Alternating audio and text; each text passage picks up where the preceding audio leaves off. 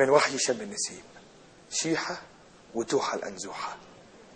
قالت فلنذهب يا شيحة لنزور حدائق مفتوحة، فالرنجة جاهزة عندي ومعي سردين بصفيحة، والترمس والخص وبيض، هيا ما أحلى الفسوحة. هيا وبلاش تلاكيك فجميع أمورك مفضوحة، لا تزعم أنك تعبان أو أن دماغك ملوحة.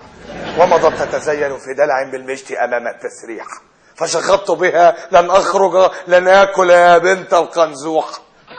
فشوارعنا صارت ملأى غرقة بالبصل الأخضر والريح، وحدائقنا كم تشكو من بيض وفسيخ وملوحة، وزحام الكر وحمير وزعيق امرأة سنكوحة، وغناء يتبعه ردح والرأس شغل حلنبوحة، ومناظر أخرى تزعجني لبقايا الورد المذبوحة. هل هذا شم لنسيم؟ بالله أجيب يا توحة.